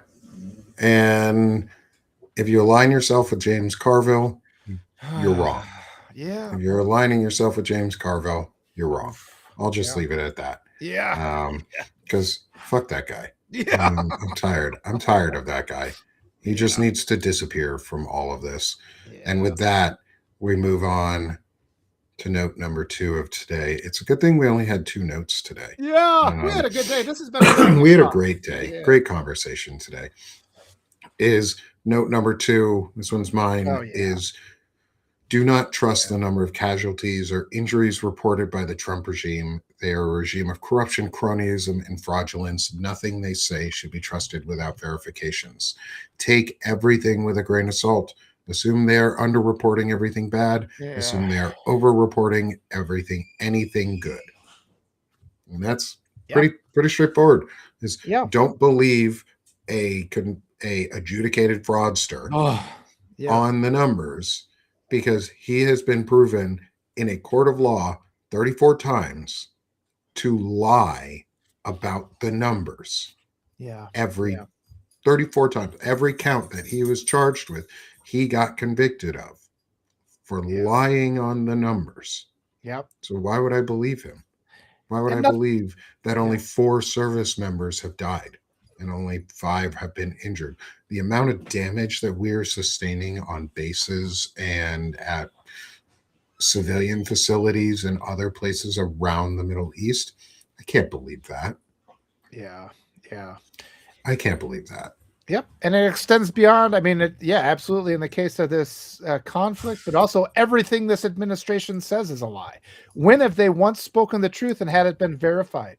They just always lie. And so, and it's actually saying that, though, it's actually easier said than done, because there are times when I'll glance at a news story and I'll read something without full attention, and it gets implanted into your mind. That's how brainwashing happens. That's why this scrolling thing is so dangerous. You read things. Taking the time to verify all the sources has never been more important than now.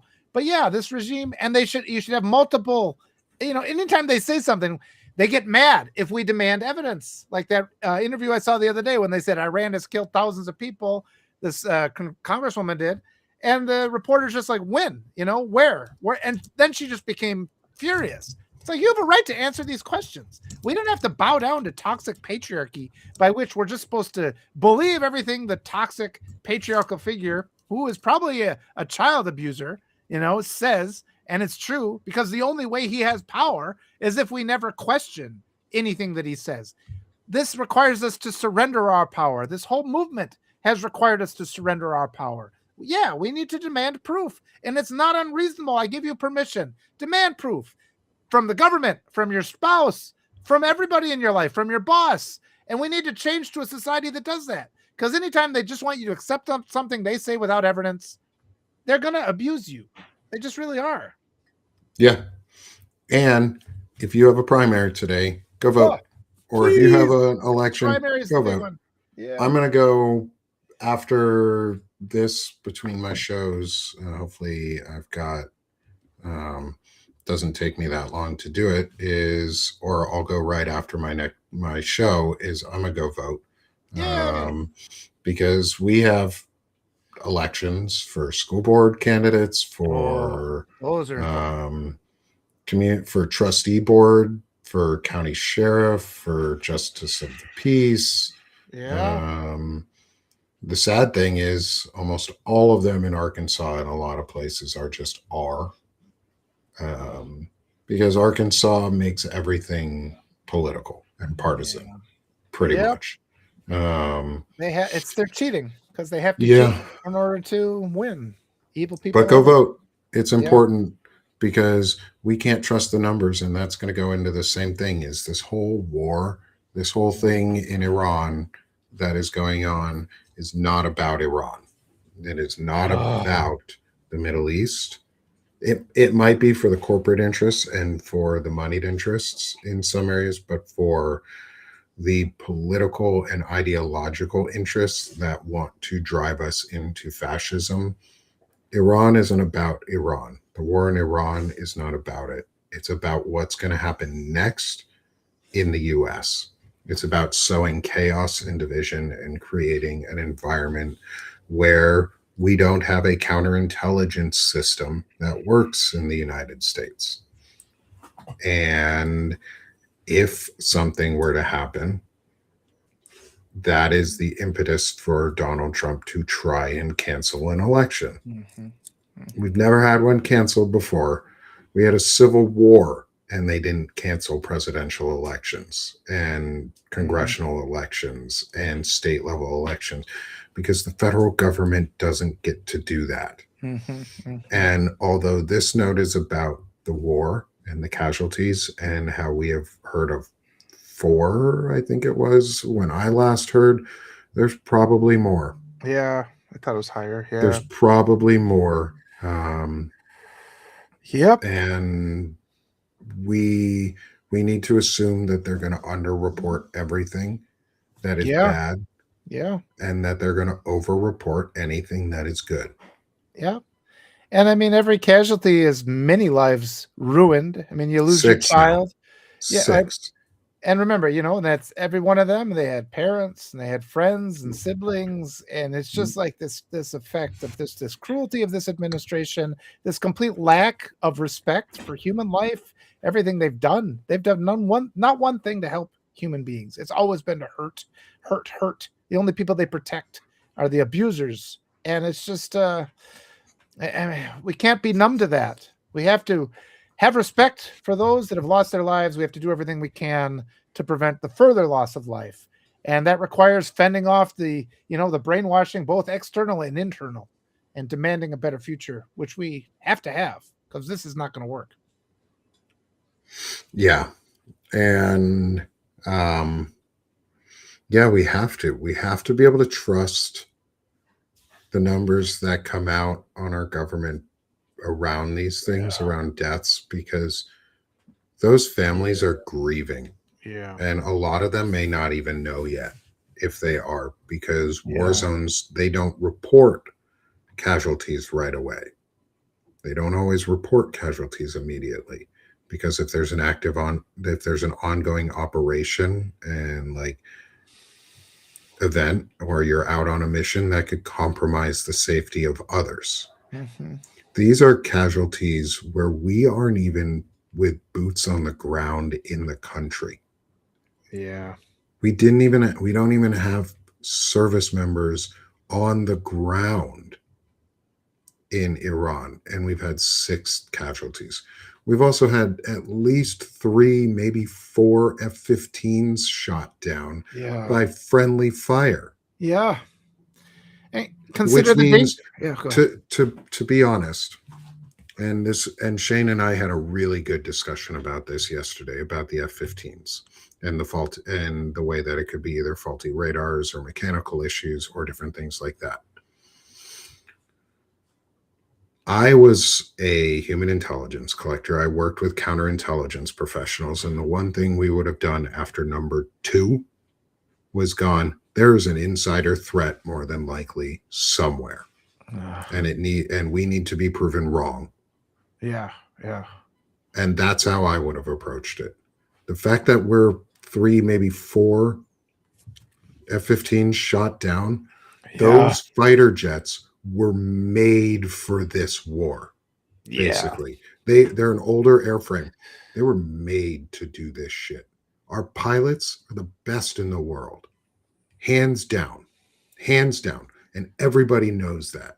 Everybody knows that. Our pilots are the best fucking pilots in the world, and the fact that they're getting shot down by friendly fire, bullshit. Yeah. Well, but at the same time, this government, they've shown they don't respect ability. They don't respect life. They've fired all the capable people. We had midair collisions because they just, everybody who is accomplished, they push out. We've had boats now crashing into each other. And it's just like the amount of lives they're putting at risk. It is the mediocrity. And somebody said rightfully, it's an insult to mediocrity. They're so like defiantly incompetent and willfully ignorant about everything. And every action that they take hurts people. And every time somebody pushes back and tells them no, they just hurt more people. And it's just like, there's just that ripple effect. You take away the air traffic controllers and planes go down, all the people that they've fired, all the competent generals, all the strategists, they've just gutted our whole military to put mediocre, incompetent white supremacists at every position that they didn't earn. And naturally, people are dying now. And it's always the case that the people that die, it's like the drunk driver generally survives the collision while the family that he ran into, all of them are dead. It's like, that's why we have to stand up and stop allowing people like Nick Fuentes to be on platforms spewing bullshit and Scott Jennings spewing bullshit on CNN. That's why we can't sit here and be like, listen to these arguments. We're like, well, it's okay. He deserves to have his point of view. His point of view gets people killed, innocent people. It destroys the person who's dead's life, that person's partner, that person's family, that ripple effect, all of his friends. And we've lost one more competent, good person because we failed to hold an incompetent, evil person accountable. And that's the lesson we have to learn right now. Yeah. Like, it's the, crunchy, when the rich wage war, it's the poor who die. Yep. War.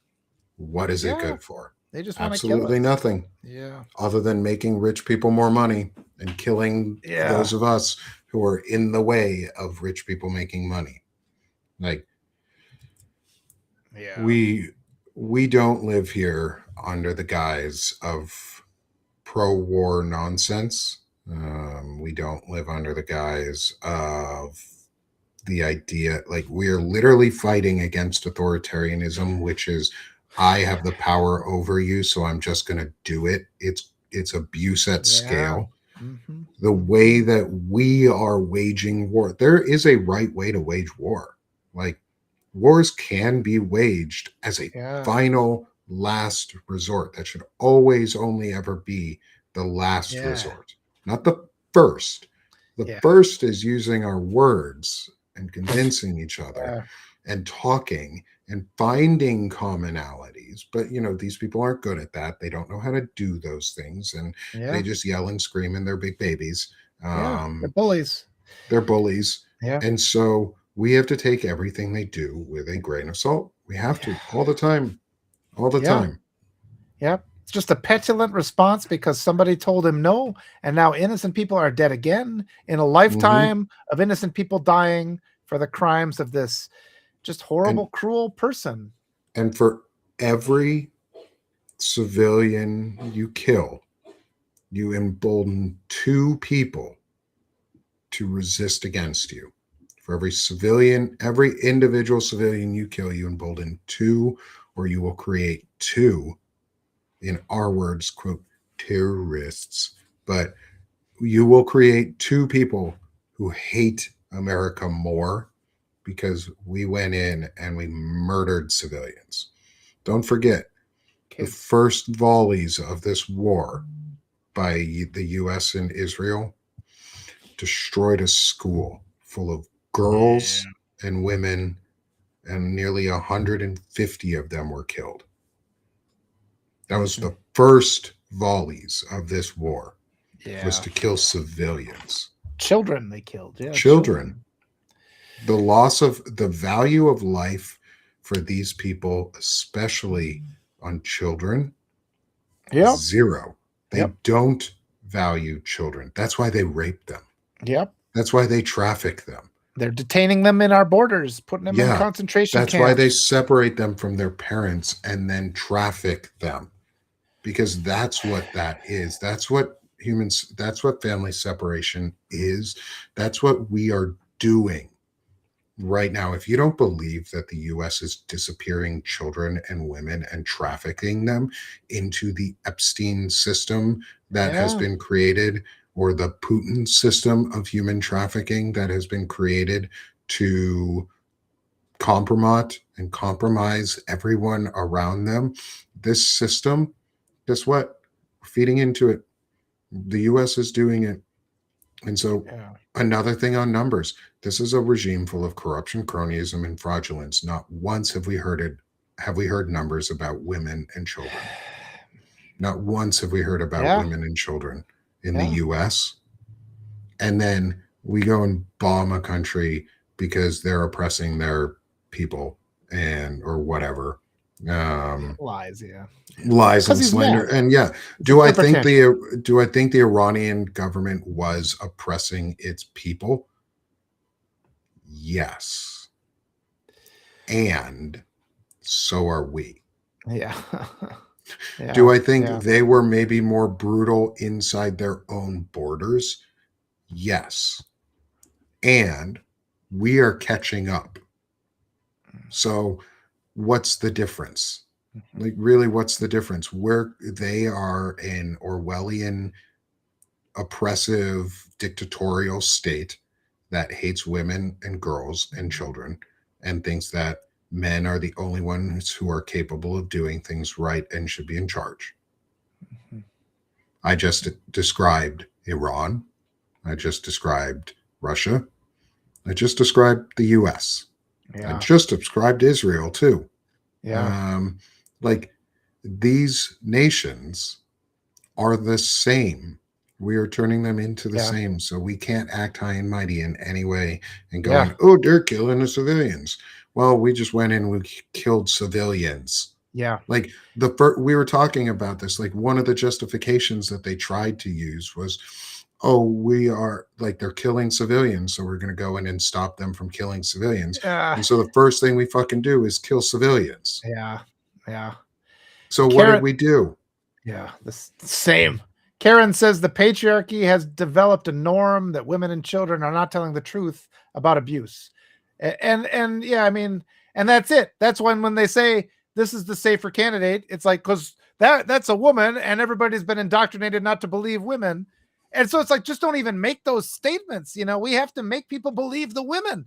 And it's like, people that say we're not ready for a woman, then we have to make this country ready for a woman and not concede to this mechanism of oppression that exists. Fight back against it. I think today we made progress in that, though. Yeah, really stop giving up in advance. Like, don't obey in advance to this idea that a woman or a person of color or a minority group in general cannot be something that white people are, because that's what that is. That's just saying you can't be as good as white people.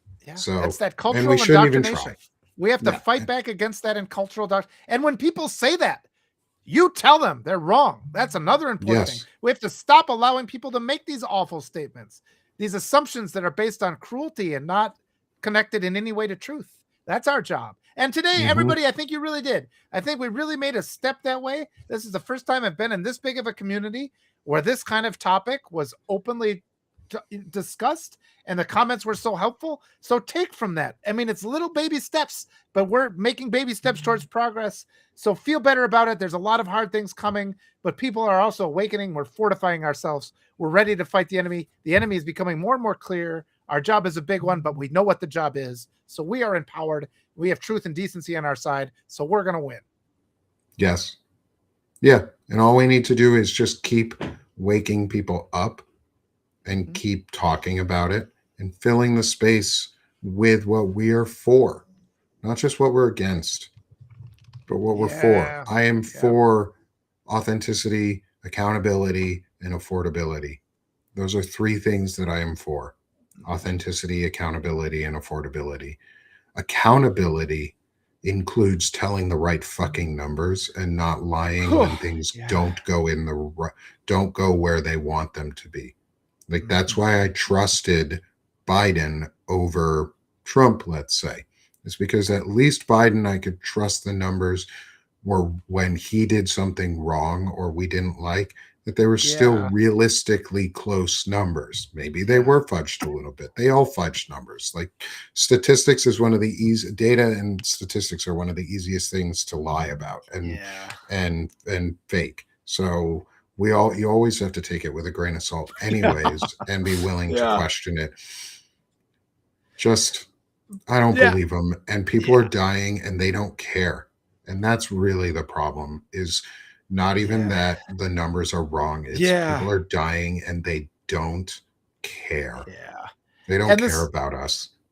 And nothing. And it's like, in other administrations, maybe they were wrong occasionally. In this administration, they've never once told the truth. I mean, we can ask for the truth every now and then, you know, it's like, if it's 50%, this is zero. This administration never is truthful about anything. It's all completely wrong. It's all just about oppression and authoritarian bullying. And any kind of question we ask back, they scream at us and they threaten us with violence. Unacceptable. And that brings us to the end, though, is the Yay. it's unacceptable is it's unacceptable that we keep having to deal with this crap. Yeah. Fortify yourself. And we don't have a fucking system that wants to fight back of people who are elected right now. And before I let Walter promote himself, is we can push back. We can do things.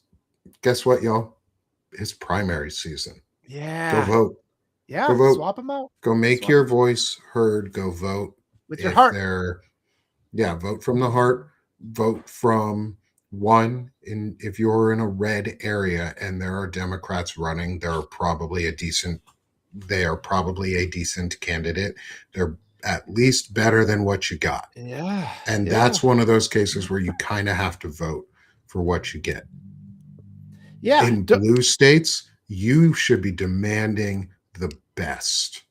In blue areas of red states where you have reliable candidates that do show up, you should be demanding the best and vote for it. Mm-hmm. Don't go for the safe choice. Go for the right choice. Yep. Vote for Jasmine.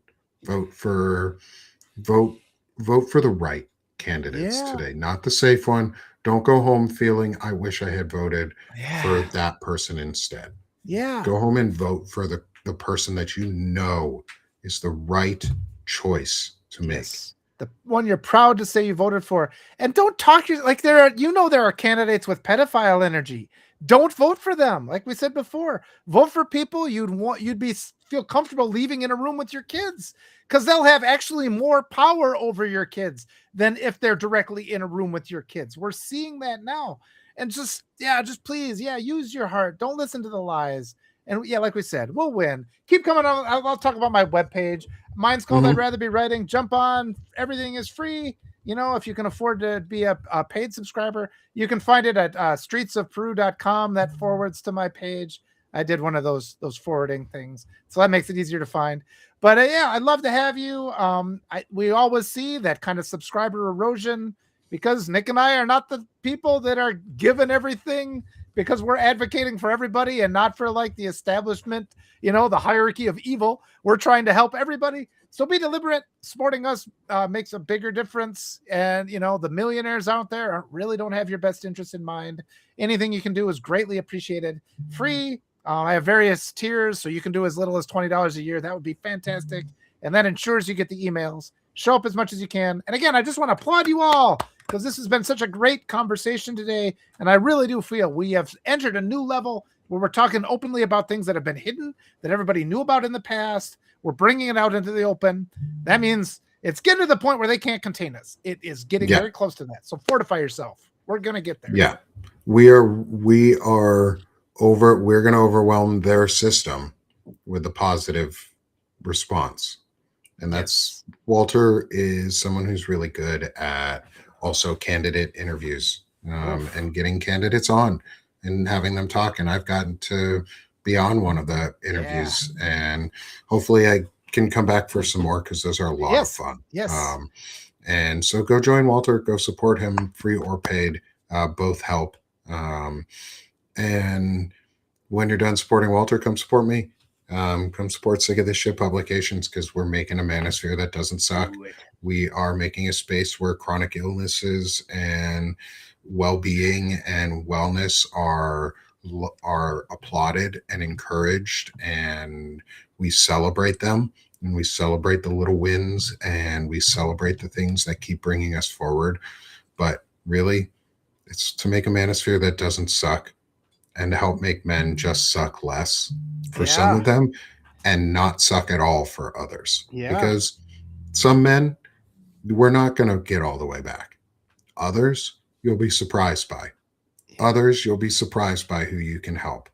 And that's what we're trying to do, is make a space where we can encourage folks to come in and be part of it. And all the friends in the chat and everyone who's who consistently comes back and is a huge part of this community. Thank you. Thank you for being here. Thank you for being with us. Thank you for being with me and trusting me and joining me on this journey. For those who are new here, welcome to Sick of This Shit Publications. Come be a free or paid subscriber.